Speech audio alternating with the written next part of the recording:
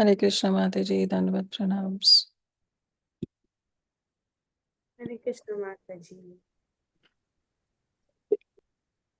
Hare Krishna Mataji, Dandavat Pranams.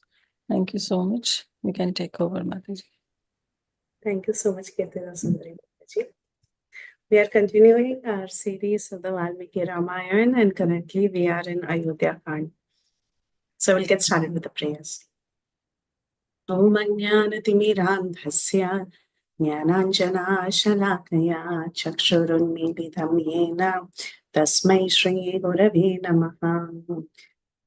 Mukam karoti vachalam pangum langayate girim yatkrapatamaham vande Shri Gurum Dinatarinam Paramanandamadavam Sri Krishna Chaitanya Mishwaram Namam Vishnupadaya Krishna Presthaya Bhutale Srimate Bhaktivedanta Swaminiti Namine Namaste Saraswati Deve Gauravani Pracharine Nirvisesha Shunyavadi Paschatya Deshatarine Jai Shri Krishna Chaitanya Prabhu Nityananda Shri Advaita Gadadhara Shri Vasadi Gaura Bhakta Vrinda Hare Krishna, Krishna Krishna, Hare Hare, Hare Rama, Rama Rama, Hare Hare.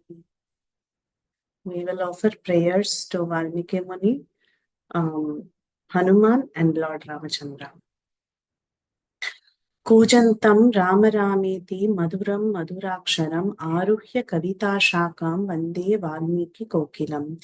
Valmikir Munisimhasya Kavitavanacharinaha Shrinvan Ramakathanadam Ponayate Paramgatim. Vedavedye Parepumse Jate Dasharatatmaje Veda Prachetasad Asit Sakshat Ramayanatmana. Anjana Nandanam Viram Janaki Shokanashanam Kapisham Akshahantaram Vande Lanka Bhayankaram. Manojavam Marutatulya Jitendriyam Buddhimatambarishtam Vatatmajam Vanarayutam Yam Sriramadutam Shirasanamami. Anjaneya Madipatanalanam Kanchanadri Kamaniya Vigraham Parijata Tarumulavasinam Bhavayami Pavamananandanam Yatra Yatra Raghunatha Kirtanam Tatra Tatra Kritamastakhanjalim Bhashpavari Paripurna Lochanam Marutim Namata Rakshasantakam Jayatrashrata Santrasa Dvantva Vitvam Sanodayaha Prabhavan Sitaya Devya Paramavyoma Bhaskaraha Shri Rama Rama Rameti Rame Rame Manorame Sahasranama Tattulyam Shri Rama Nama Varanani. So we are currently in the Ayodhya Kanda of the Valmiki Ramayana. So we already did one session, but I will quickly do an overview of the session that we did previously. So the Ayodhya Kanda begins with a very, very famous verse of the Ramayana, which is Gachata Matulakulam Bharatena Tada Anagha Shatrugno Nitya Shatrugno Nita Preethi Puraskrita. So it is a glorification of Shatrugna. And we saw that the commentators have written pages after pages commenting on this one verse. Shatrugna was an abode of great qualities. He had conquered even the attraction one may naturally have for Lord Ramachandra. Why should one conquer the natural attraction for Ramachandra? It is because the attraction to the service of a devotee is greater than even having direct attraction to the Supreme Lord.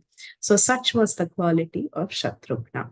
And we saw that Shatrugna was taken along with Bharata. Where? To Matulakulam. Matulakulam means the uncle's place. So it was Bharata's uncle's place, which was Kekayadesh, and Shatrugna didn't go along. Rather, he was taken along. Just like one may take one's property, one may take one's baggage or clothes or things like that, Shatrugna was automatically taken along. It just shows the kind of service attitude that Shatrugna had. Wherever Bharata went, Shatrugna also went there. So that was the idea. And both Bharat and Shatrugna were away in a faraway land in their uncle's house. And why did they stay there for so long? Because Maharaj Ashwapati, who is the father of Kaikeyi and Yudhajit, took very good care of Shatrughna. Because Shatrughna was taken such good care of, Bharata also remained there for a very long time. And of course, back in Ayodhya, Dasharath loved all his four sons like his four arms. He did not see differences. But however, Ramachandra was in Ayodhya and he started to exhibit very, very beautiful qualities. And he was definitely the best choice for becoming the next king. So Ram was like a musk deer. The musk deer emanates fragrance from itself. It doesn't have to borrow fragrance from outside. Similarly, Ramachandra was an abode of many auspicious qualities, and all his auspicious qualities were seen in those 12 years when he was in the palace of Dasharath Maharaj.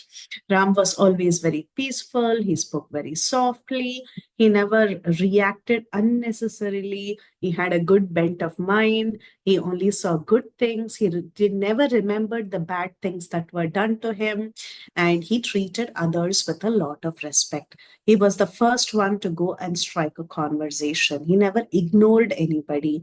He treated everybody according to their varna and ashram very nicely with a lot of respect. He had firm devotion. He was never stubborn.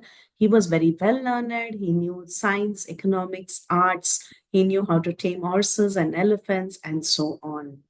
And then one day, after 12 years, the aged Dasharath thought, will I ever see Rama becoming the king in front of my own eyes? Will I ever get that happiness? So while he was thinking like that, he called on for all the kings in the nearby kingdoms.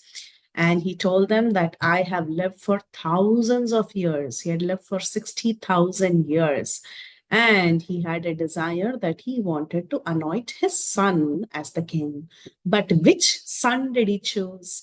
It was the one who was Lakshmivan Lakshmanagrajaha, the one who was endowed with all auspicious qualities and the elder brother of Lakshman. He was the one who was fittest to actually get the kingdom. So the minute he said that, the ministers and the citizens, they all applauded Dasharath and the entire palace reverberated. They were all like peacocks who had seen the bluish black rainy cloud. And then the citizens began to glorify Lord Rama. They were telling, oh, we have been having this desire for such a long time. Ramachandra is Mahabhahu. He is Raghuvira. He is Dharmagnya and he is Mahabhalam. He's got Manobalam. So they spoke about the great qualities of Ram and they said, we want to see him crowned as prince.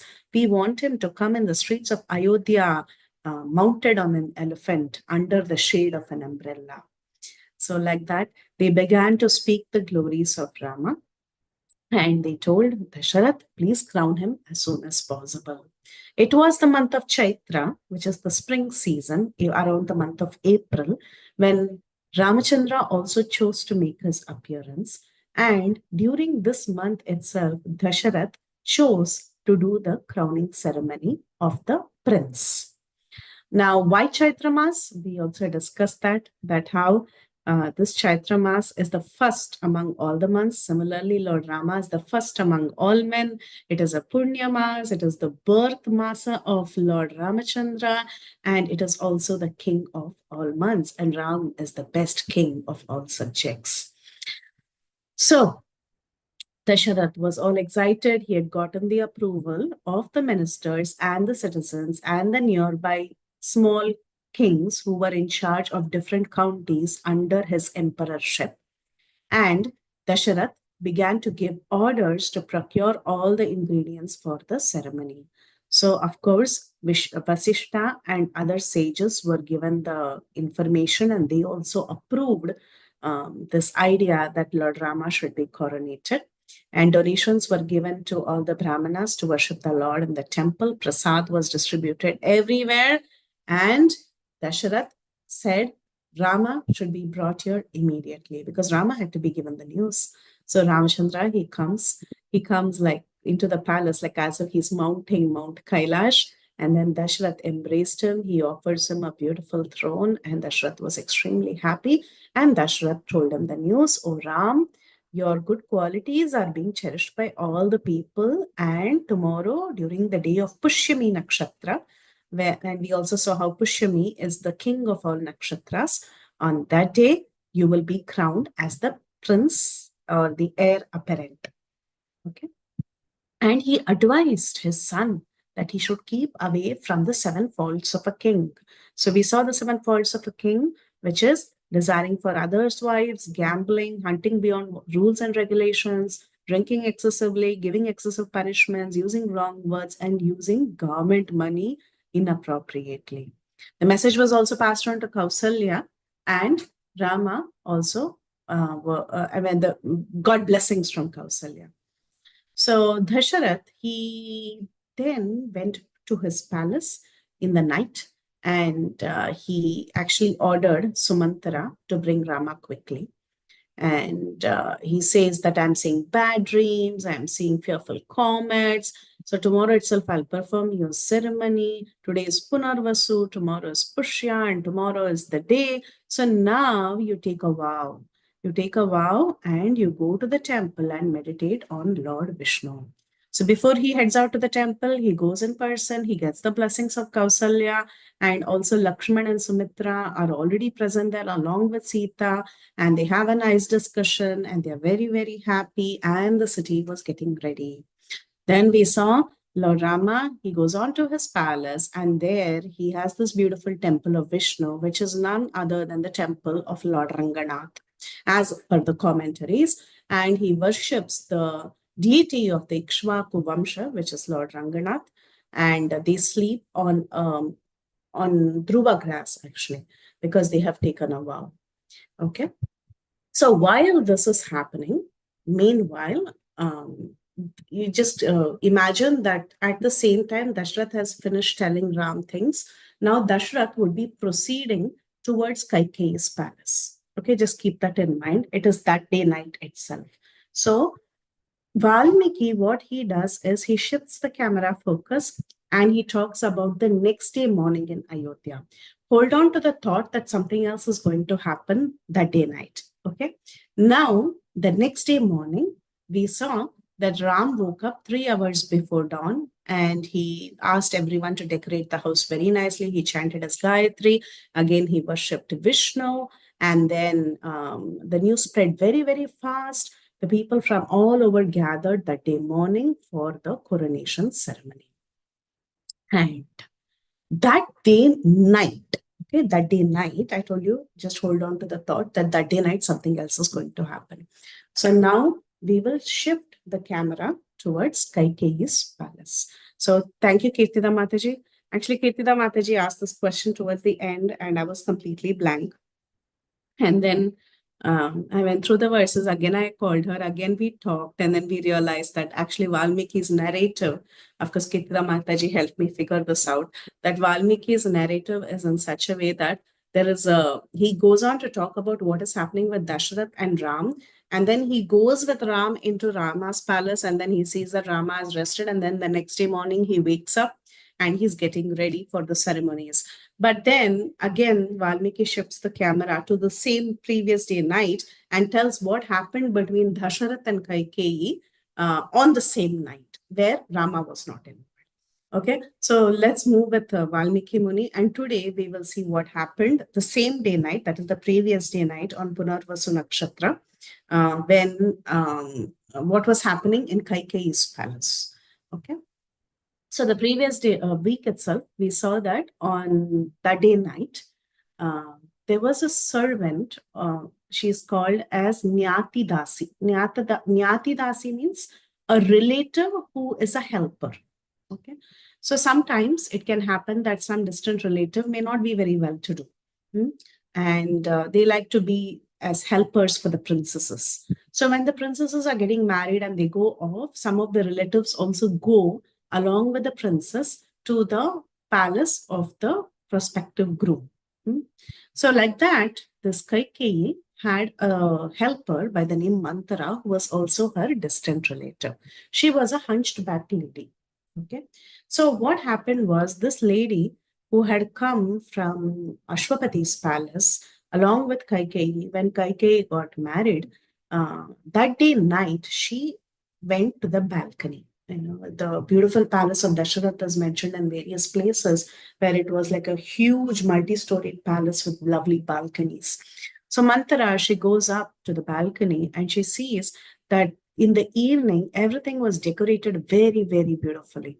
So all the roads were cleared, there was no traffic, and people had taken bath and they were looking very nice. Kausalya was actually giving dana. She was giving dana to everybody, and Mantra was very curious as to what was happening. So Mantra, she called on to another maid and she asked that maid, hey, what is happening? Why suddenly the city looks so festive? What's happening? What is Dashra doing? Why is Kausalya so excited? So that maid servant who was very nicely decorated, she says, tomorrow is the day of Pushyami star and Dashrath is going to anoint Rama for the princely kingdom. So she breaks the news. Now, Mantara, who had a sinful thought, she immediately, when she heard this news, she started burning with anger. And burning with anger, she went towards Kaikeyi. So, this is what we saw till previous class, and we stopped at that point.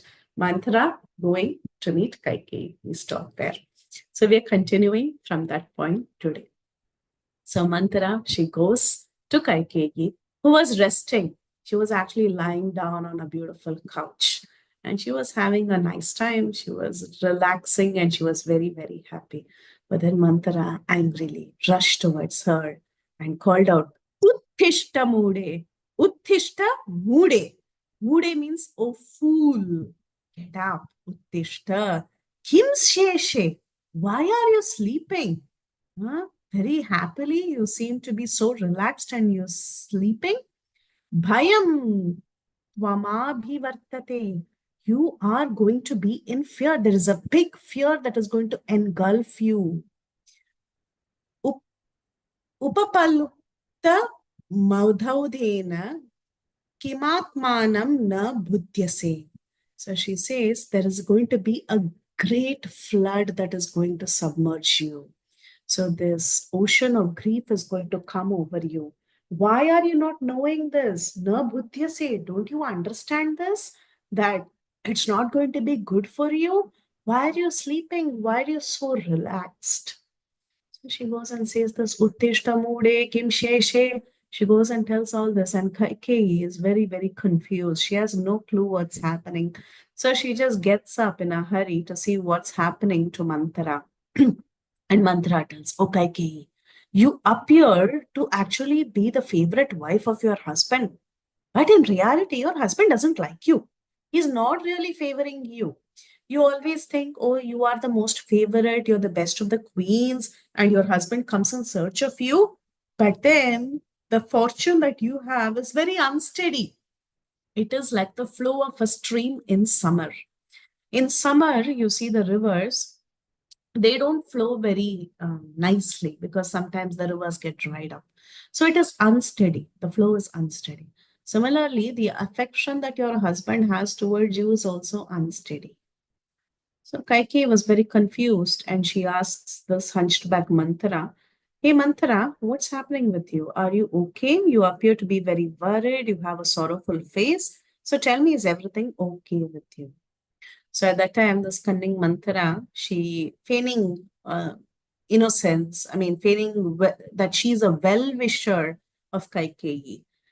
She appeared all the more worried, you know, with a very dramatic face. She goes and she tells to make Kaikeyi even more sorrowful and to create some hostility between Rama and Kaikeyi with a lot of added elements in the drama. She began to tell, "O Queen, there is going to be a big ruination that is coming towards you. You know what? Dasharath is going to anoint Rama as the prince. And Kaikeyi, if Rama becomes the king, his son will become the king after that. And like this, your son Bharat's name will be removed from the entire royal clan. And look at your husband. He always talks about righteousness, but then he's doing harm to you secretly. He speaks sweet words to you, but he's being very, very cruel to you. And because you are very innocent, you don't think negatively and you have a clean thinking, you are not understanding his cheating tendency. Your husband comes to you in the night, he talks very good words to you, but all this is useless. He keeps glorifying you that you are his favorite wife.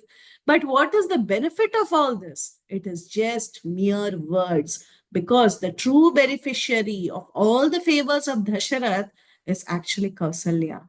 You are only a wife for namesake. And he's like a poisonous serpent who is on your bosom. So that is the nature of Dasharath. This evil-minded Dasharath, he pre-planned, he did everything in a pre-planned fashion. He sent Bharata to the house of your relatives, and when Bharat is not there in town, he wants to install Ram on the throne so that he will not have any hindrance. So, Kaikeyi, you have amazing beauty.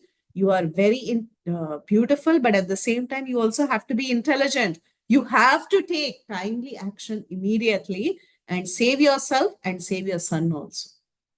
So, like this, when all this was told, Kaikeyi, in astonishment, actually, not in anger, in astonishment, she woke up and she was so happy in her heart because she had heard that Ramachandra is going to be crowned as the prince. So, with great joy in her heart, she took out a graceful jewel and she gave it. I'm listening to something.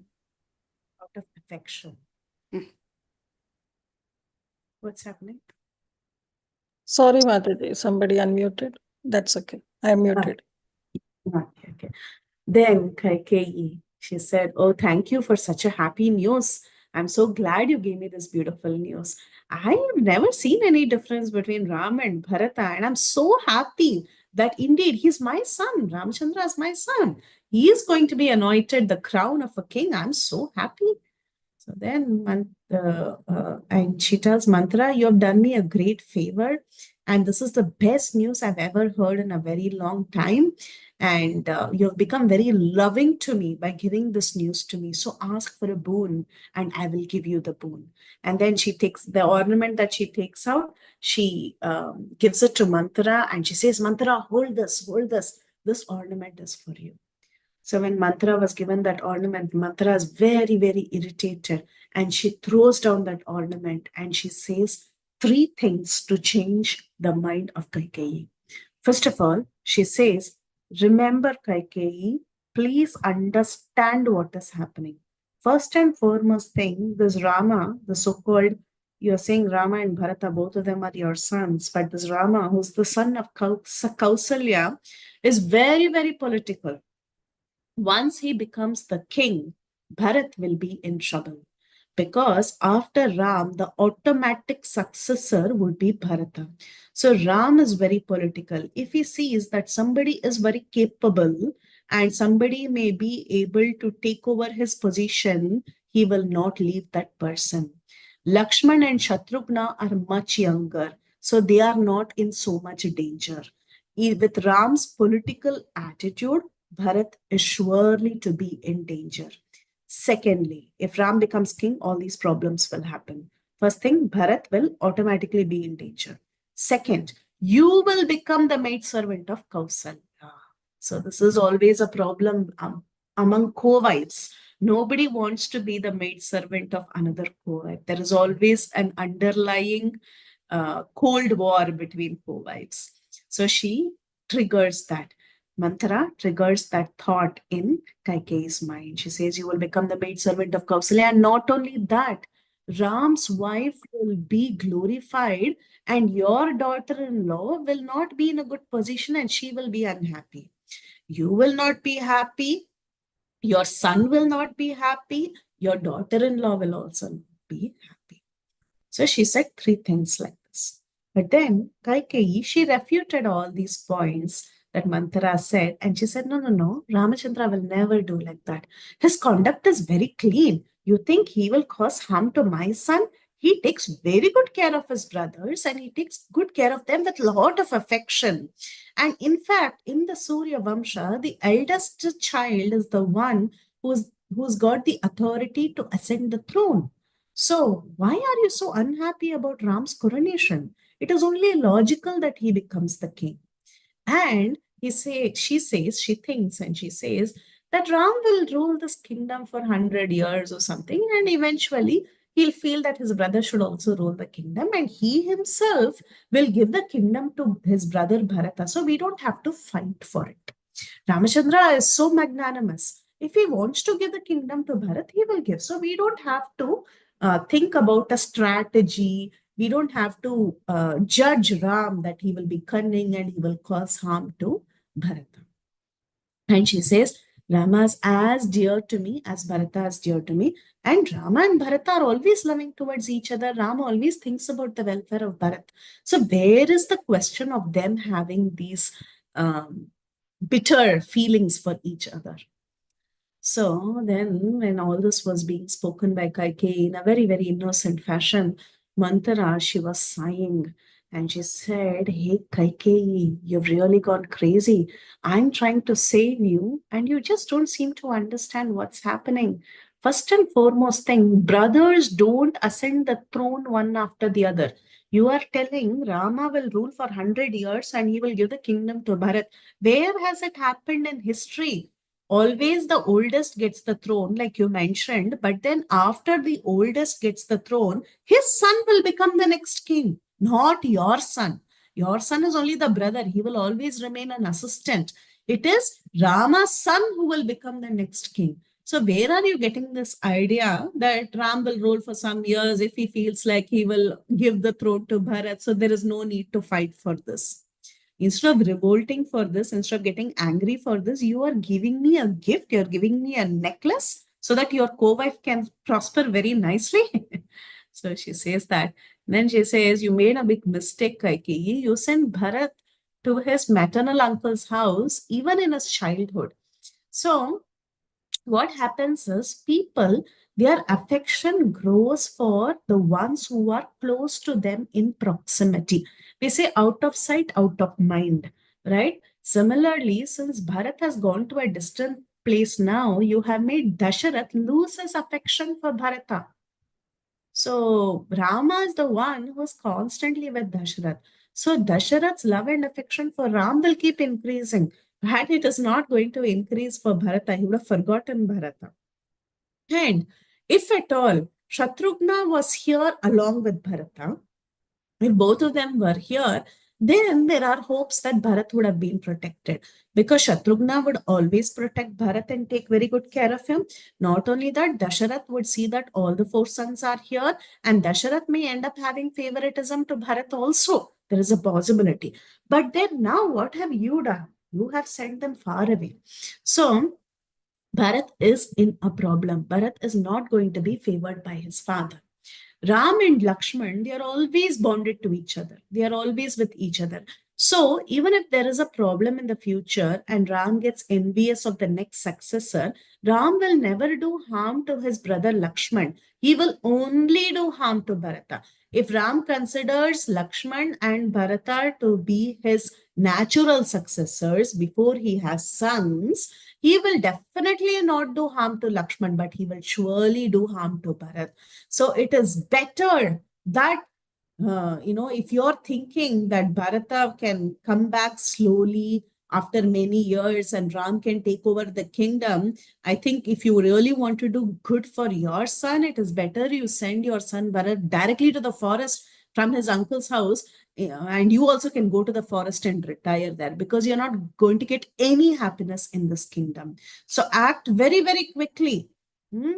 In the past, remember, Kaikeyi, you have been very arrogant towards Kausalya. You always look down upon Kausalya. And your husband, apparently, it appeared that he was just giving you too much favors and he was giving all his focus on you and you would look down upon her.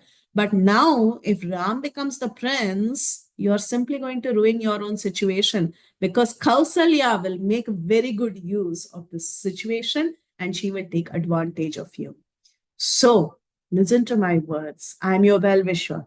Crown your son, Bharat, as the prince, heir apparent, and send this Ram to exile. Send him to the forest. So, after hearing all these words of Manthara, Kaikeyi's mind was successfully changed. So her face began to burn with anger. Immediately, within a few minutes, her mind was poisoned.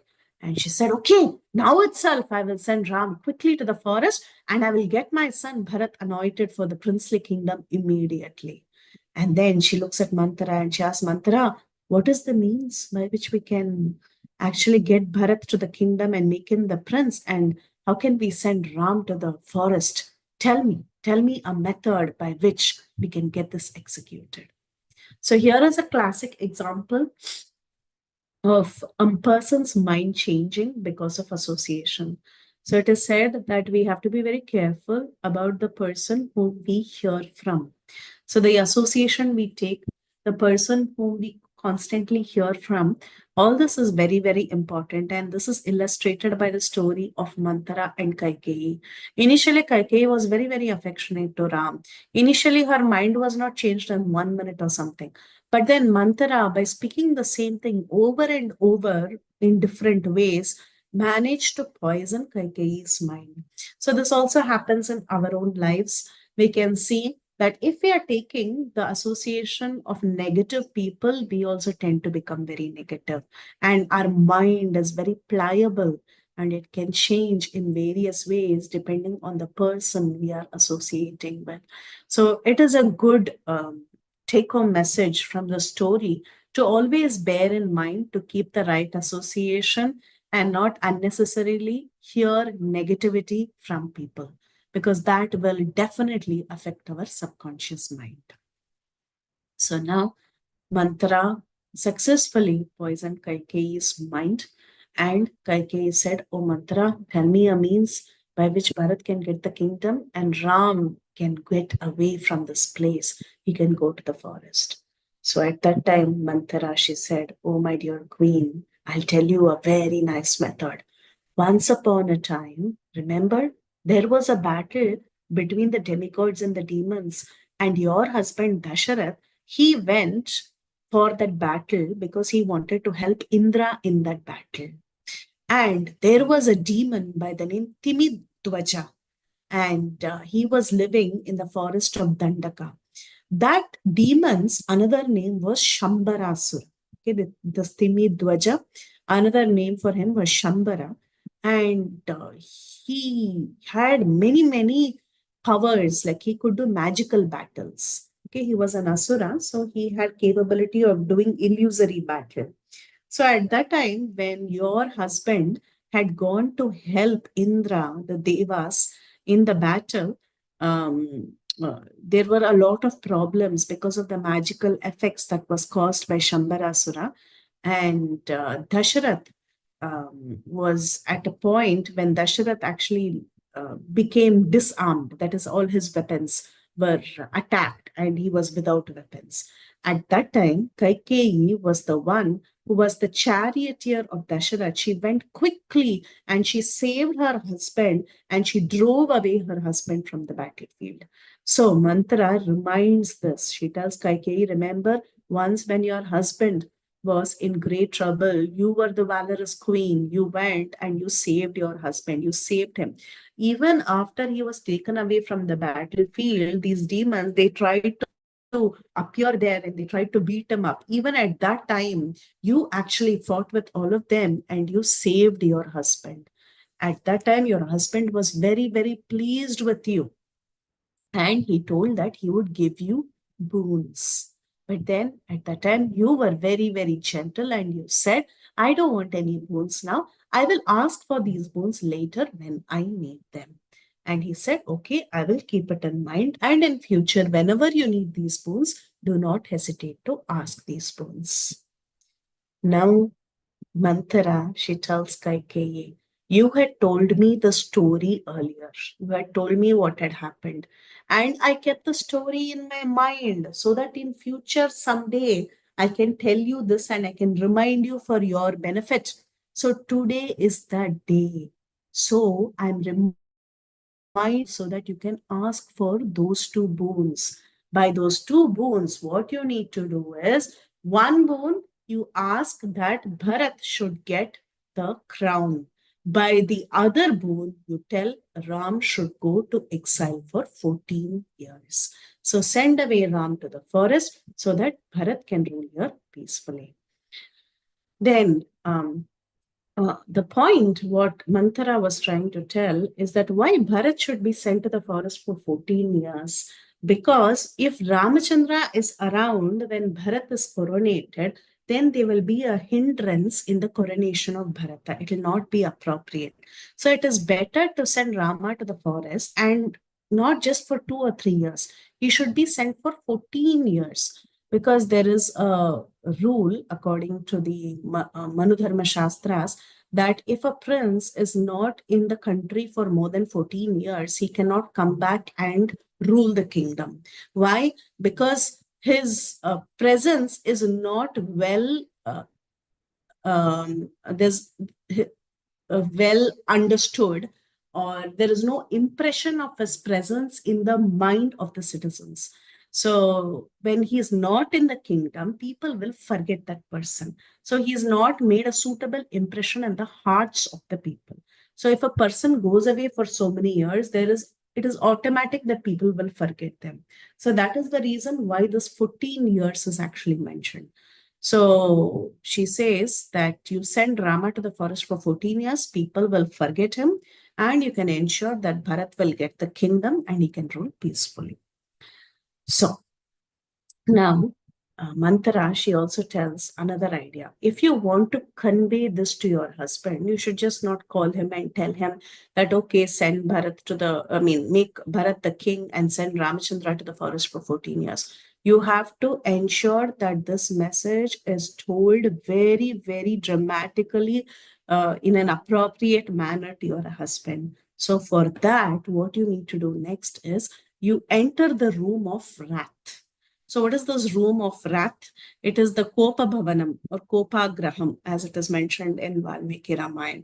So those days, the women, especially the queens, they had an angry room. If they were very angry, they would go to a particular room to show their husband that they are not in talking terms with their husband.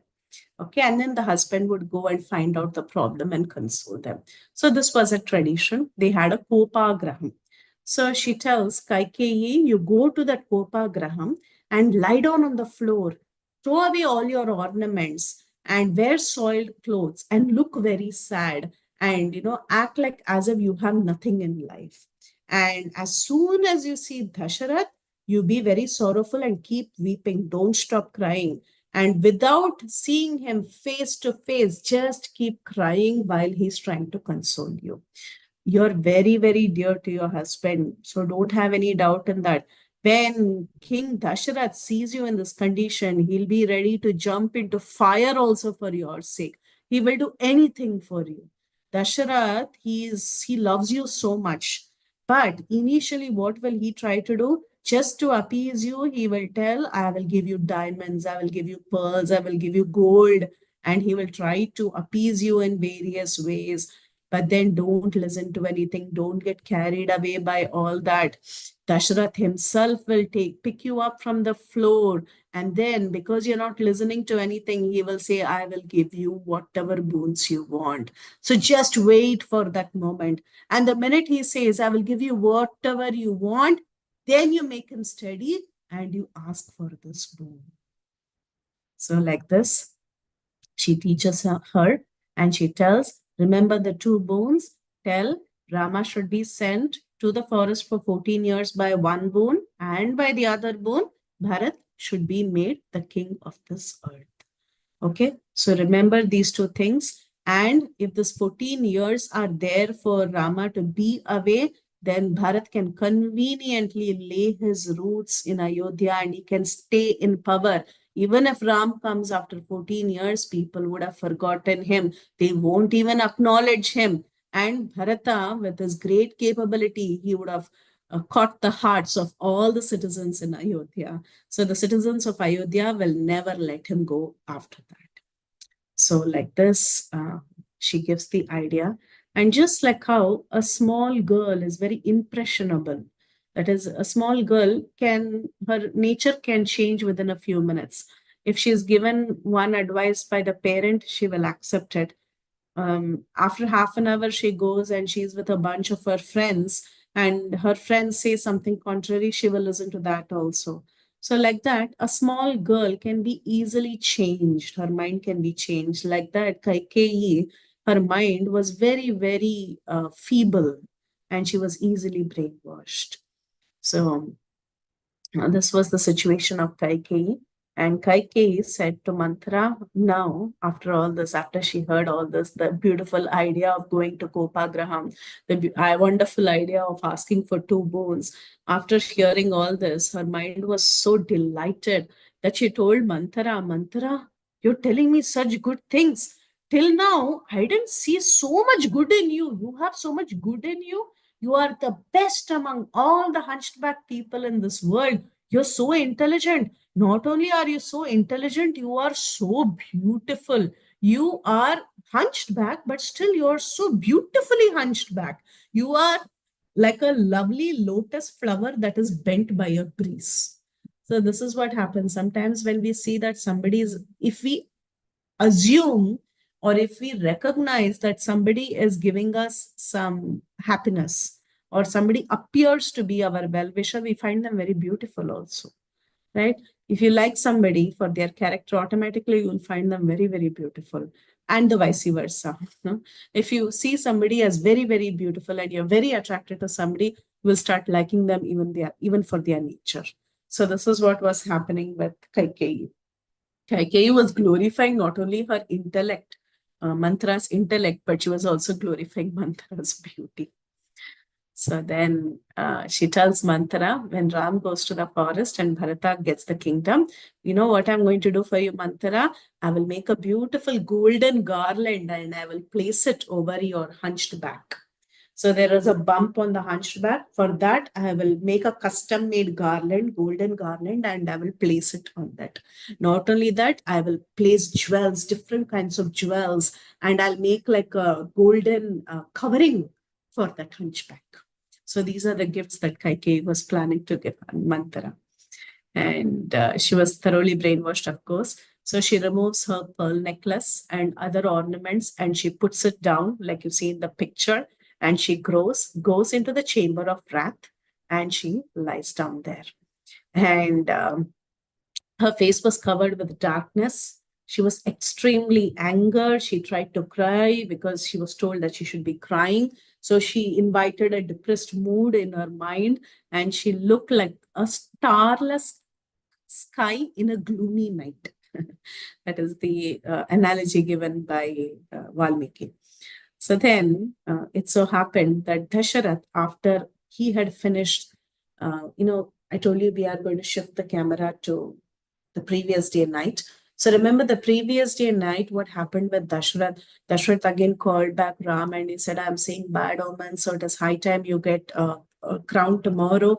You go back and you take a vow and worship Vishnu and sleep on Darba grass along with Sita, worship Lord Ranganath. He gives all these instructions, right? So right after that, he's very, very excited to come and give the news to Kaikeyi, who's his favorite wife. So Dasharath, he hurries to Kaikeyi's palace so that he can give the news to Kaikeyi. And he goes into the palace and he sees everywhere and he finds that Kaikeyi is missing. So when he sees that Kaikeyi is missing, he's informed that Kaikeyi is angry today and she has gone into this Krodha Graham, that is the chamber of wrath, where the queens go when they are angry. So Dashrath was very curious. Why is Kaikeyi angry now? And he runs to this Krodha Graham. And there he finds this Kaikeyi. She's fallen down on the floor and her face is tormented with grief. She's crying profusely. Knowing that Dasharath was approaching, she cries even more. And Dasharath, he slowly approaches her and he begins to talk to her. So he touches her very gently and he tells her, oh, my dear queen, you have such auspicious qualities. I didn't know that you're angry with me. So did someone disrespect you? Did someone say any curse words towards you? I'm pained to see you like this and you're lying down on a dirty floor. The floor is not even mopped and you're lying down like this. Are you sick? Is your health okay? Did someone say anything wrong to you? Did someone offend you? Or maybe you desire something and I forgot to fulfill it. You have anything, you can ask me. I am the owner, I'm the emperor of so many lands.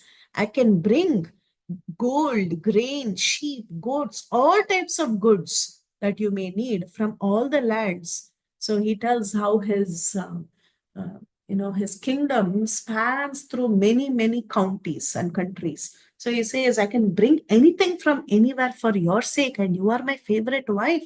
So what do you want? If you want, I will fulfill whatever desire you want. So just tell me what you want. And then he saw that Kaikeyi had turned away her face and she was not talking. She was simply not talking to Dashrath and she was continuously weeping with an angry face. So Dashrath caressed her hair and he said, Oh, proud woman, don't you know that there is nobody on earth who's dearer to me than you, except Rama, who's the best among men. So he very carefully forms the statement. Okay. He's saying, don't you think nobody else is dear to me other than you? That means Kaikeyi is very dear to him. But then there is one person who's dear to him, even more dear to him, and that is Rama. So this is also translated in a different way. It says that among the women it is Kaikeyi, among the men it is Lord Rama. So he says that you both are the dearest to me. So now here he makes a mistake, Dasharath. He takes an oath. He says, I take an oath by him. Tell me what is desired by you. That means I take a promise on his name. He shouldn't have said that, but then he said, Ram is so dear to me, I cannot live without Ram. So, to please you, I will take a promise that I will fulfill your desire in the name of Ram. So, can anyone, if possible, read the verse? Yam Muhurtam. Oh, sorry. Yeah, Hema Gopika Mataji. Hare Krishna, Jataji. Yam muhurtam pashyansta na jiveyamaham dhruvam tena ramena kaikeyi shapete vachana kriyam. So he says, Oh Kaikeyi, I can't live even for a moment without seeing Ram. This is certain. By that Rama, Kaikeyi, I am taking this oath and I'm promising to fulfill whatever you need. Tena Ramena Kaikeyi Shapete Vachana Kriyam. By that Rama, I am Shape. I am taking a vow that I will do whatever you say, Vachana Kriyam, whatever your Vachan is, I will execute that. So I'm taking an oath by the name of Ram. So thank you, Mataji. Thank you for that beautiful recitation. So now that he made this oath, Kaikeyi said, okay, so you're asking me what I want, and you have taken an oath on the name of Ram. So let the 33 celestial gods, that is all the 33 devtas, 33 million, right? We said 33 million devtas. So let all the 33 gods, along with the god of fire in the forefront, because whenever we take a vow or we ask for a witness, the fire is the first witness. Even when we do wedding ceremonies, we have the fire as the witness. Even when you see in later in Kishkinda Kanda, when Ramachandra and Sugriva, they take the oath of friendship. They light a fire. Fire is always the witness. So for all, even the demigods also, when they appear as witness for anything, they keep the fire god in the front. So the fire is always the first to be the witness. So she says, let the 33 celestials, along with the fire god in the front, hear your words while I'll ask for my boon. Let your words also be heard by the sun, the moon, the sky, planets, day, night, directions, universe, earth, celestial, musicians, demons, spirits wandering in the nights, house, gods, and other spirits. So she calls on for everybody as witness. And she says, let your words be heard while I ask for my desire. And then she begins to ask for her boons. She says, O king, Do you remember what happened in the battle between the demigods and the demons long time ago? There, that enemy, Shambhara, he destroyed everything, almost everything except your life. Except your life, everything was taken away. I saved you. I drove the chariot and I took you out of the battlefield. I was very, very attentive in serving you. Even after that, they attacked you and I protected you. So, I told earlier that I will wait to ask for the boons that you had awarded to me. I said later, when time comes, I will ask for those boons. So now is the time, and I'm going to ask for those boons. I see that all arrangements have been made for Ram's coronation. So, with the same arrangements, all the materials that is corrected for Ram's coronation using the same ingredients, let my son Bharat be coronated on that particular occasion itself. You said on Pushya he has to be coronated. On that particular coronation ceremony, with all the ingredients collected, with all the arrangements made, instead of Ram, let Bharat be coronated. And by the second boon, I ask you that Ram has to take refuge of Dandakaranya forest for 14 years. Let him become an ascetic. Let him wear rags, deer skin, and wear matted hair and go away to the forest.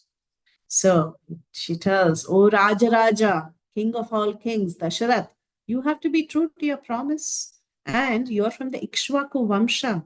Ikshvaku Vamsha is known for keeping up their word. So protect your caste, protect your character, protect your birth. And if you speak the truth and if you are able to stick to your word, then you will receive heavens as it is mentioned. So in this world, a person who's very, very truthful goes to heaven. So you have promised me you will fulfill my boons. So be true to your character, be true to the great Surya Vamsha dynasty that you are from, and keep up your word. And when Dasharath heard this, he was in great agony. And he was first very confused. He didn't understand anything. Why is even Kaikeyi talking like this? So he was thinking, is this some sort of a daydream? Am I confused? Is my mind just imagining something? Is this some sort of a illusion? And or did I get some kind of a malady, some disease of the mind? What is really happening with me? So he couldn't understand anything, and he was like a deer in the presence of a lioness. She was like the lioness, and he was like a scared deer. And just like how a serpent, when you see these snakes, sometimes snake charmers, they cast a spell on the snake, and the snake loses all its powers, and it is just sighing like that, the serpent goes. So like that, this Dasharath, he became lifeless and he swooned and he lost consciousness in full disbelief. He just couldn't believe what Kaikeyi said. And then slowly he collected himself and he asks Kaikeyi, what's your problem? What wrong was done by Rama? Or what wrong was done by me? What did we do to you? Didn't Ram always treat you like his own mother? Didn't I take very good care of you? What is the problem? Why are you having so much hatred towards us? See, the world can even exist without the sun, and even a crop can exist without water. But for me, life will not continue in this body without Rama. Rama is so important to me. I cannot imagine living without Ram. Enough of this. I will even touch your feet with my head. So please be gracious unto me. Don't say such words. And he says, see, you were so affectionate to Rama. In fact, you always treated Ram much more close to you than even Bharata. So many times you have told me this in the past that you like Rama so much, and all these years you loved him like your son. Why do you want to send your favorite child to the forest for 14 years? Rama was always doing very good service for you. He does more service than what Bharat can do. He's been close to you, he's living near you, and he's doing so many services. And more than anything, I really don't understand. What did Bharat do so much to favor you that you want the kingdom for Bharat and not for Ram, and you want to send Ram to the forest? What's happening here? So he says, uh, Ramachandra is such a nice boy. You know what? bad has he thought for anybody? He's always been truthful. He has given charity. He has been austere. He's taken care of you. And everybody see these qualities in the heart of Ram. So what is it that you don't like in Ram that you want to send him away to the forest? So when Dashrath asks all these questions, Kaikeyi said, "Hey king, see, don't bring blemish to the other kings in your dynasty. You come from the great dynasty of the Ikshvakus, and one of your ancestors was Shibi Maharaj. What did Shibi Maharaj do? When he saw that there was a dispute between an eagle and a pigeon, he was ready to give away his own flesh to that eagle. There was another king, Alarka. He was even ready to give away his eyes for the sake of others. So, what kind of dynasty are you coming from? Do you even remember that? The ocean, the great ocean that you see, it has given the promise to never cross its limit. Therefore, it is bearing the promise that it has given to the world, and it doesn't cross its limits. So, you coming from the Surya Vamsha, are you going to break the promise that you have given? So you just want to enjoy life with Kausalya? She asks. So I thought this ocean analogy is very beautiful. When we go and see the ocean, we all like to stand by the shore of the ocean. And when you see the vastness of the ocean, you think, oh, the ocean is so great. It is so vast. It is endless. But you know what the true greatness of the ocean is? The true greatness of the ocean is that it never crosses its limits, of course, but for the tsunami, but generally it doesn't cross its limits. So that is what Kaikeyi is trying to tell here. So like that, a person who has taken a vow or a pledge or who was told to keep up their word will always keep up their word. They will never break their word for the sake of anything. So Kaikeyi, she asks, so do you want to enjoy life with Kausalya and get rid of me? Is that your plan?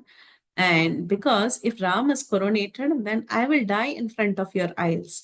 If on the coronation ceremony of Ram itself, I will come with a bottle of poison in front of you, in front of everybody in the assembly, I will drink poison and I will die in front of you. So she tells this, and she says, uh, this is what my decision is. So you better send Ram to the forest and coronate my son.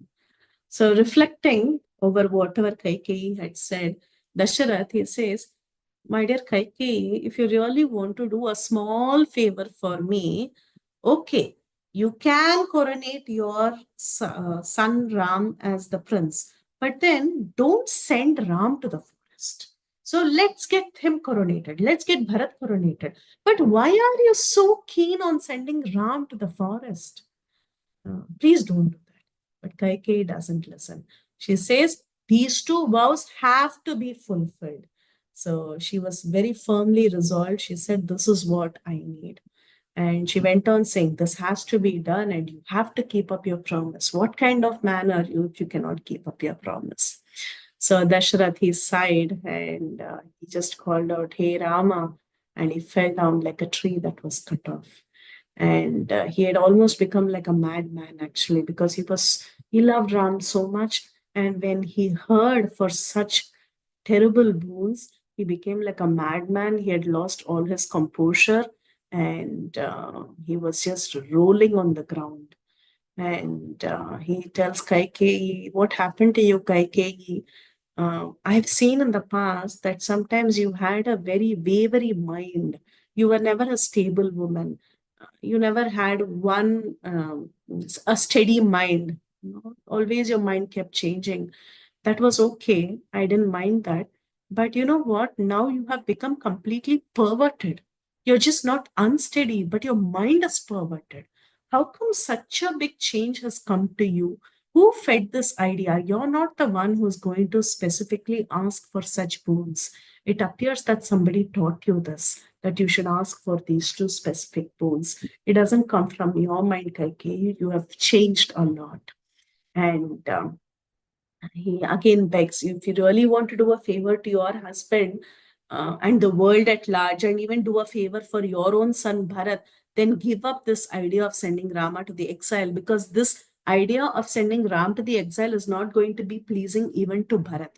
You're thinking this is a favor for Bharata, but it is not at all a favor for Bharata. It is not a favor for me. It's not a favor for Ram. It is not a favor for anyone. Because without Rama, Bharata will not take possession of the kingdom. He likes his brother so much. And I know Bharata is very strong in virtue. He's got very good value system. He will not say, I will take the crown in the presence of Ram when Ram is alive, when he's around. So like this, Dasharath, he tries to make put some sense into Kaikeyi's mind. And he tells Kaikeyi, how can I see the face of Ram and tell him these words that he has to go to the forest?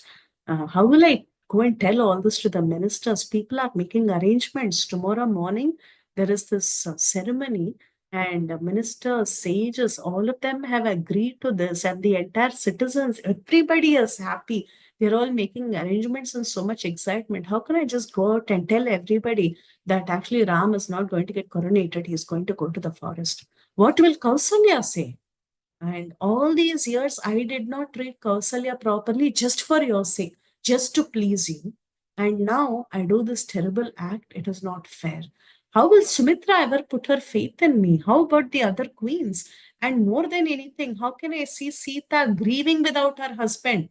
She is our daughter-in-law. She has come to our house and with full faith that we will give her protection. And can we do this to her, send her husband away and see her suffer? It is impossible. More than anything, all these things, yes, I cannot face the world. I cannot see Ram suffering, everything. But the most important thing is I cannot hold on to my life if Ramachandra goes. It is impossible for me to survive if I know that Ram has gone to exile. So people will laugh at me. All the respectable people, they will all reproach me for what I have done. It is as bad as a Brahmana who drinks wine. Me sending my son to the forest is as bad as a Brahmin drinking wine. Another analogy he gives. So he said, actually, all these years I was enjoying with you. I thought you're my well-wisher, you're my favorite queen, but I could not recognize that I was embracing death all the while because you're going to be the cause of my death. I touched you with so much affection, but you are like a cobra in the hand of a child. Because when a cobra is there in the hand of the child, the cobra at the opportune moment will actually attack the child and kill the child. That is what you have done to me. My son Ram is incapable of saying no to me. He can never say no. He cannot say a second word to me. If I tell him go to the forest, he will say, yes, sir, I will go. That is Rama. If Rama was a person who was not such a disciplined child, if he had the audacity to go against my word, actually, I would have been so happy. I don't know why my son is such a good boy. I wish he was not such a good boy because he's such a nice person. He will never say no to me. All the more I feel miserable. If he was the one who would talk back, actually that would have been made me happier person, he says. But Rama will never do so because he's an abode of all auspicious qualities.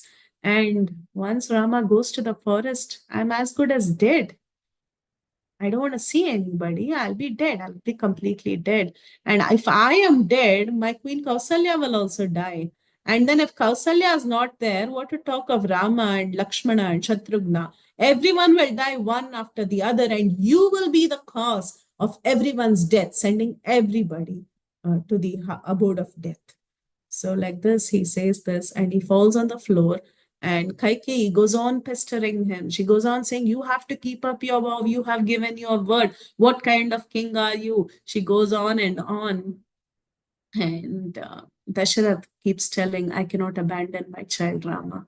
He says, Rama, he's so accustomed to having comforts. He's in the palace. How can you expect him to go and have difficulties in the forest? So I cannot even imagine Ram in such a terrible situation. So like this, Dashrath kept lamenting. He said, no, I cannot send Ram to the forest. And he fell unconscious. He was in so much pain and agony. And he just didn't even want to wake up the next day because he thought, if I have to open my eyes, I have to see this treacherous lady in front of me. So like that, he was thinking in his mind that I wish it never becomes morning. But however, it was close to dawn. It had almost become early morning, like around 4 or 5 in the morning. And the bards, the singers, they came to wake up the king. But then the bards were prevented from entering because Dashrath was still lamenting. And the slowly that time also passed, and the sun was rising up in the sky. So the Pushya Nakshatra was approaching at this point in time, and Vasishta, he started making arrangements for the coronation ceremony in the background. So Vasishta, he called on to Sumantra, and he told Sumantra, who's the charioteer come minister of Dasharath, that he should go and immediately tell the king that the ceremony is about to begin and he has to soon come. So Sumantra, he gets into the palace and he tries to get an audience with the king. So before he gets an audience with the king, Sumantra, being one of the chief close associates of Dashrath, he tries to go and sing along with the bards the prayers or the praises of the king. So he goes and he begins to praise the king. Oh, king, you are like the sun. You are the greatest in the Ikshvaku, and so on. He tries to sing the king's praises. This is how kings are woken up in earlier times. So along with the bards, he also goes and sings praises. And he's waiting for Dashrath to get up. And but however, Dasharath, he just tells Sumantra, why are you singing all these praises? You're making my heart ache even more, so just go away. So when Sumantra heard this, he was very shocked. He was thinking, why is Dasharath telling this? Because it is the day of the coronation of Rama, and Dasharath is just not even opening his eyes. So at that time, he looks at Kaikeyi, and Kaikeyi says that, oh, don't worry, Sumantra, the king is just so overwhelmed. He's not slept the entire night because he was so overwhelmed thinking about what all arrangements have to be done today for the coronation ceremony. So why don't you do one thing? You go and bring Rama, and we want to talk to Rama. Don't hesitate in executing my order. So Sumantra, at this time, he thought, oh, maybe it's a joyous moment and they want to talk to Ram and give some good instructions to Ram. That's why Kaikeyi and Dashrath are asking me to bring Ram here. So he sets out of the palace so that he can go and bring Ram.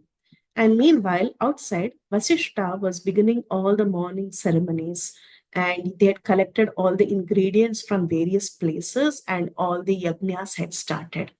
And Sumantra was asked by the people and the sages and ministers why the king hadn't come out yet, because it was already morning and the king had to come and participate in the ceremonies that were done by Vasishta. But then Sumantra said, I don't know. It appears that the king is a little delayed today, but he will come out soon because he was just awake. So he tells this, and Sumantra proceeds to the palace of Lord Ramachandra. So Ramachandra lived in a separate palace along with Mother Sita, and this is their description of that beautiful palace. Rama's palace was beautiful with large doors and adorned with hundreds of raised quadrangular seats. There were festooned decorations all over the doorways with gems and corals. It was adorned with various precious stones and the best of garlands. Pearls were scattered all over abundantly. It was decorated with sandal and aloe wood, spreading out beautiful smells like the peak of the Darduda mountain. Cranes and peacocks were singing very sweetly. Figures of wolves and other art forms were sculpted here and there. It was attracting the eyes and minds of living beings by its brilliance. It was shining like a constellation of moon and the sun, full of various kinds of people and birds. It was as high as Meru mountain. Sumantara saw this beautiful palace of Ram. People who had come from different rural parts had come to see Ram's coronation. They were all waiting with the different gifts in their hands outside the palace. The palace was decorated with diamonds and it was looking like a huge cloud. The servants were walking around from the Kirata tribe and they were serving all over this palace. So So this is the beautiful description of Lord Ramachandra's palace, and Sumantara, he walks towards that palace. So he walks towards the palace and he goes and he pays his respects to Ram, and he asks Ram to come out because he has been summoned by his father and mother Kaikeyi. So Ram immediately agrees and he gets ready and he walks out. So as he walks out to mount on his chariot so that he can go to the palace of his father, at that time Rama saw this beautiful city of Ayodhya. It was filled with festivities. It was decorated with flags and flowers, and it was looking very, very beautiful. So Rama saw that the entire royal route that he had to take was like a passage to heaven. All the road junctions, they were all decorated nicely. There was yogurt, unbroken rice strewn everywhere, clarified butter, fried grain, incense stick, a sandalwood pulp everywhere. All types of garlands and perfumes were strewn all over the royal roads. And all the citizens were waiting to catch a glimpse of Ram, and they were showering their blessings on Ram. The older citizens were telling, "Oh, Rama, get coronated today and take the path of your ancestors. Rule the kingdom even better than your father and your grandfather. And in fact, we will all be happier if you rule than your father or your grandfathers." So, like this, all the people, they were showering their blessings on Ram, and they were so excited to catch a glimpse of Ram. So everybody, they were holding the shoulder of the person in front of them and trying to peek out so that they could catch a glimpse of Ram. And they were considering those who couldn't see him that day were very, very unfortunate. So he mounted on the chariot while he acknowledged the gestures of all the people who were wishing him. He drove to the palace of his father on the chariot. And when Ram, he went near to his father, all the people, they were just waiting outside. He went into the palace. As he walked into his father's palace, the people stood outside and they were all waiting, just like how the ocean waits for the rising moon. So you see, when the moon is rising, it appears that the moon is rising from the border of the ocean. So like that, the people were waiting, when will Ram go inside and when will he come out and when will the coronation ceremony happen? So like that, all the people, they were waiting outside as Ram entered the palace of Dashrath. So Ram entered the palace of Dashrath and he saw his father and his mother Kaikeyi. And the first thing he does is he offers his respectful obeisances to both of them. So he saw that his father was sitting on a beautiful seat, but however, his father's face was looking completely parched up and miserable. It was looking so sad, and Kaikeyi was by his side. So Rama, he after offering his obeisances, he looked at Dasharath and he was thinking, what happened to my father? And he calls out to his father to ask if everything is okay. And at that time, Dasharath, he just spoke one word. He said, "Hey, Rama." And his eyes were filled with tears and he couldn't speak anything else. He was so choked up and he couldn't just even utter anything from his mouth. And he again swooned. So when Ram saw this reaction of his father, he could understand that his father was afflicted by some grief. And he was asked, he was curious as to why his father was so sad and why his face was so faded. And he looked at Kaikeyi, he offered her obeisances again, and he asked Kaikeyi, what happened? Why is father looking so miserable and he's not able to speak? His voice is choked up, he's just calling out my name. So, did I do something wrong? Was I ignorant? Did I behave wrongly? Is he angry with me? Did he want to chastise me? Did I do anything terrible that has upset him? So he asks that. There is no answer from Kaikeyi. Then he asks Kaikeyi again, I hope his bodily and mental condition is okay. Did he have any fever or is there any problem? Is there some disease that has attacked him? There was no answer from Kaikeyi. And then Ramachandra, with all his love and affection, he asks, is Bharat okay? Bharata and Shatrughna, they are away in a distant land. Did we hear any bad news about Bharata and Shatrughna? I hope nobody did anything wrong to them. I hope they are doing well. Again, there was no answer from Kaikeyi or Dasharath. Then finally, he kept asking Mother Kaikeyi what really happened, why his father was so despondent, what was it that was troubling him. Kaikeyi fearlessly, she said these words. She, without any shame, with a very bold voice, she said, "O Ram, the king is not at all angry, and absolutely there is no distress for him. But he has something in his mind that he wants to tell you, but he's not telling you because he's fearful of telling it." So, like that, with an arrogant, loud voice, Kaikeyi said these words. And she said, "He doesn't want to tell this to you. You know what? He has actually given me a promise. And because of that promise, he's hesitating to tell what you have to do because of that promise." And she says, long, long ago, this king, this Dasharath, he honored me and he gave me a boon. But then, like an ordinary person, he just forgot the boons that he gave me, and he's repenting today. Oh, why did I give that boon? So, as a result of that boon, he wants to tell you something, but he's so scared to tell that too. He says that, but I'm going to stop here because I like to stop at a point where everybody wants to come to the next class. So we'll stop here, but we stopped 15 minutes early. If you have any questions, comments, or realizations, you can share. And maybe next class we'll have more drama. Yes, Parima. Thank you, Mataji. Thank you so much. Yeah, you stopped 15 minutes early. We were still into this. I thought it will be exactly at a, when it is 8 o'clock, like it is always every time, right? For some reason, I miscalculated this time. That's okay. Yes, Parima Mataji, please go ahead. Hare Krishna Mataji. Yes. Again, what a wonderful and absorbing class, and I wish you didn't stop at 7:45. I would always like you to go over time. But anyway, Mataji, I mean, I just thing that came to my mind. It's not mentioned in the Valmiki Ramayana, and I don't know if that's authentic. But from what I had heard is that when Kaikai had accompanied Dashratha in the war,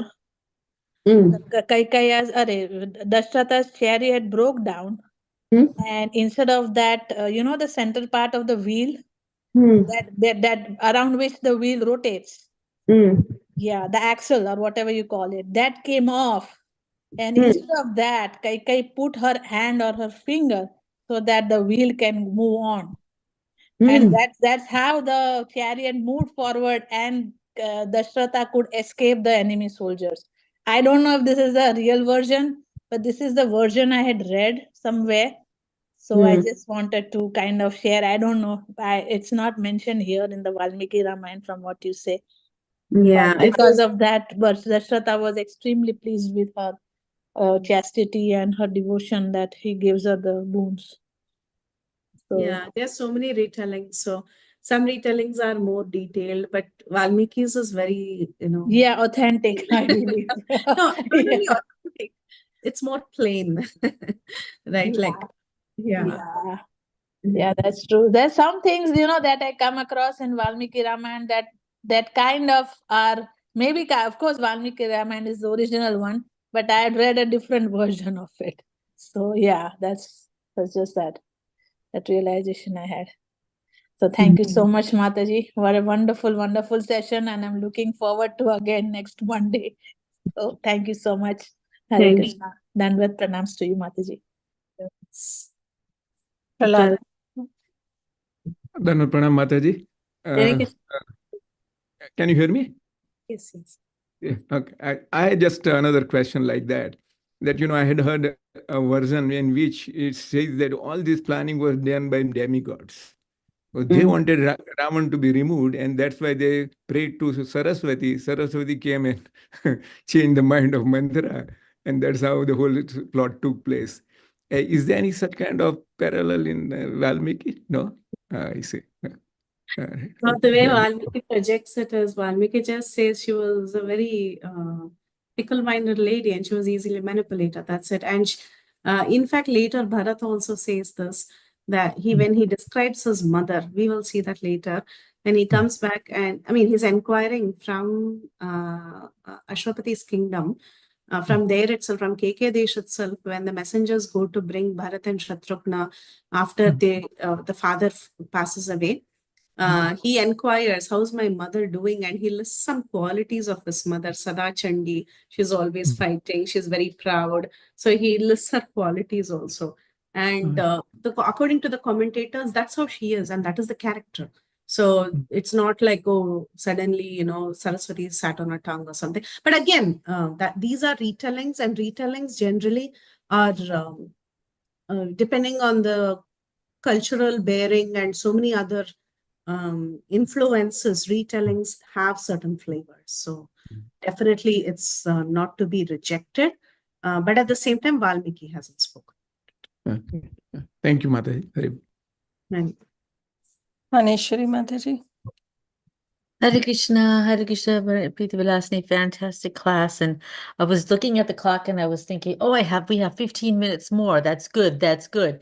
And then you said, I'm stopping early. And I said, you're killing us. How can you do this to us? How many times? I like to put you in cliffhanger. Yeah. Cliffhanger. That's it. And we know the story. We know the story. How many times? But it's still so enthralling. I was just thinking about, about Kaike, and I was thinking about her, what so many facets of a person's personality. On one side, she was very heroic in helping her husband, yet, that fighting spirit, like you were saying, was what protected her husband. Yet that same spirit or that same combative nature is what made her lose her husband, in a sense. So I was just thinking that, just like anything, it can be used, any qualities we may have, like our anger. Hanuman in particular, he uses anger in a good way, and Kaikeyi did not, obviously. So just thinking about that, thinking about how, whatever quality we may have, it's upon us how we use it, either to our benefit and in bhakti, or to our detriment and against our better nature and for our own benefit. Yeah. So I was just thinking about that. I'm feeling really sad for her in a way, because she is like the villainess, right? Mandara's, yes, the villainess, right? But Kaikeyi should have known better. She's the queen. These kinds of things go through our mind a lot. We think about, how could she do that? But see, how many times have we been in situations where, like, you're thinking, why did I do that? Why did I say that? What came over me that my brain was not working and my tongue ran away? Yeah. All the time. But thank you very much. Exciting listening to this. I'm so happy seeing you, Mataji. I'm so happy seeing you. Thank you. And anytime we do these series, we just wait for your reflections at the end. Thank you. Hare Krishna. Mataji, I don't know. I have one more reflection, or I don't know what I should say, that I had heard this, that like Ram's coronation was actually planned astrologically by Vashishta and the great sages. And the thing is, the irony is, they could not foresee that he is not going to be coronated and he'd go into exile. They were all expert astrologers, and when they take out the muhurtam, or the auspicious moment of coronation, they make all the calculations, right? And it is said that Ram was, because, I mean, of course, he is the supreme personality of Godhead. The planets cannot do him any harm. But it seems that seemingly that it was because of the evil effects of Saturn that he had to go into exile, and all the astrological calculations made by Vasistha and all the sages went wrong. That's what people reflect. That, even a sage like Vasistha could not foresee that Ram will not be coronated. They were making all preparations for the coronation, and he had to go into exile. This is like how, means you cannot predict the future, however expert you may be. Definitely. Yeah, we all do astrology. Many of us do astrology, but not all the astrologers can foretell. We can only see time. We can only see this is an appropriate time. This will be suitable. Astrology is more like a GPS. Okay, like we can show the way, but very few of them have uh, the mystic power of foretelling. So it comes with a lot of blessings and sadhana. And sometimes that is not revealed if the super soul doesn't want to reveal. Ask any astrologer, they will tell you. If you should not see it, you will not see it, however good an astrologer you may be. That's Yeah. true. Yeah. You will not see, you will see the horoscope, but you will not see the horoscope. Yeah, true. Yeah. So true, Yeah. Mataji. Thank you. Thank you. Thank you. Thank you for that, Mataji. Okay. So thank you all. And Sindhu Mataji, Hari Bol. Go ahead. Sindhu? Hare Krishna Mataji. Hare Krishna Mataji. Very, very beautiful class.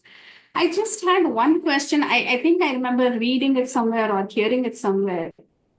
Kaikeyi is actually the greatest devotee of Lord Rama.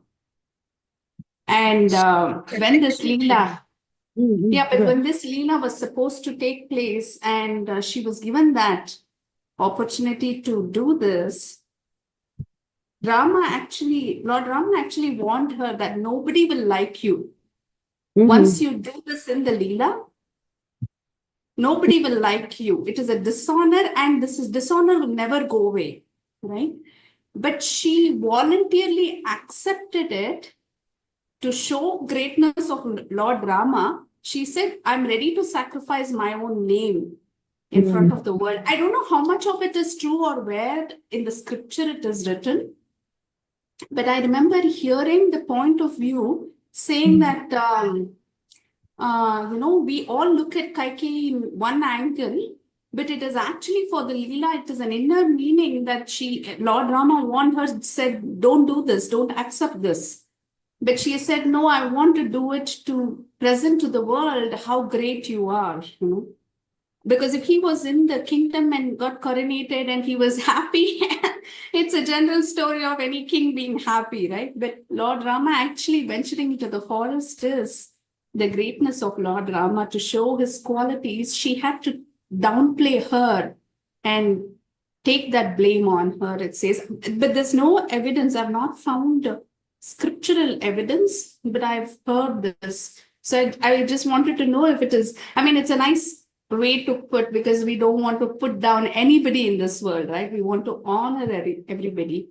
So that feeling, oh, she did that to Rama, will also not be there once we know the background.